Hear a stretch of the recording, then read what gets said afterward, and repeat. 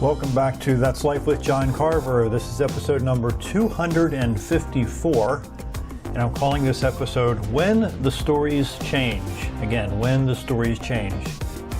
I've taken thousands of hours of video of my family, and there have been times after many, many years when I thought that certain events happened in a certain way or a certain person said something until I went back and looked at a video clip and realized I was incorrect. One of the tools of law enforcement personnel is to talk with several people that were involved or witnessed an incident they are investigating. Law enforcement and many well-read people understand that the perspective and creation of stories can change. Throughout history, up to and including modern times, many people buy into the words of others without confirming if the words are true. Again, throughout history, up to and including modern times, many people buy into the words of others without confirming if their words are true. Let me share some examples as reported by Business Insider in November 2013. Quote, "This popular myth reportedly stems from comments made by former Israeli Prime Minister Begin when visiting Egypt in 1977.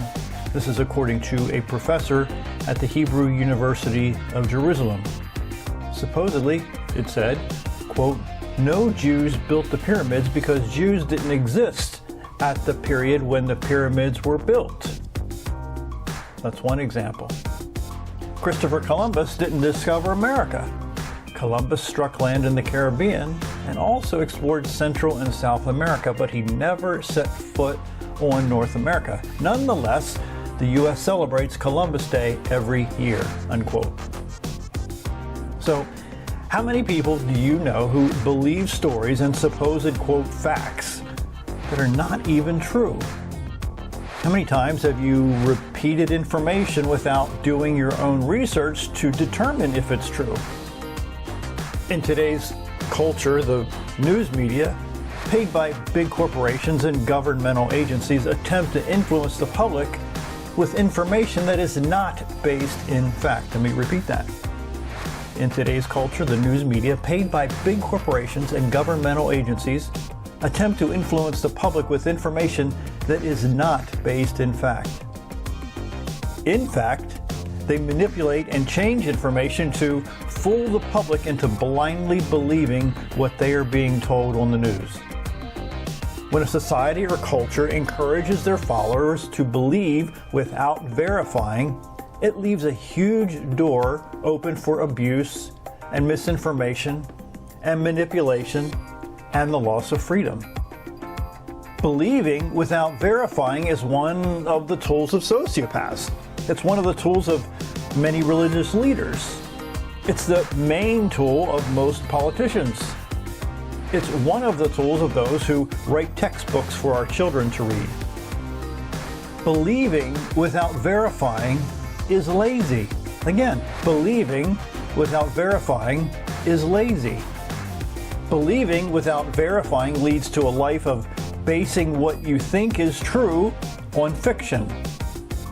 Millions of people have, and still do, live their lives based on the words of supposed experts. Time after time after time, many of these experts, in quotes, have been proven to be wrong. Let me give you an example. It was written by grunge.com. One of the occurrences was on the Gulf of Tonkin incident, a confrontation between ships in the Gulf of Tonkin near Vietnam that led to the U.S. becoming more directly involved in the Vietnam War. According to reports, on two separate occasions, an American destroyer was pursued and attacked by North Vietnamese torpedo boats in 1964.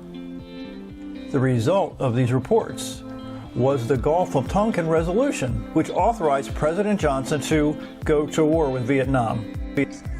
As reported by the U.S. Naval Institute, declassified documents have revealed that in the initial encounter, the U.S. ship fired the first warning shots, but never reported that, making the Vietnamese look more like aggressors. The second incident never even happened at all.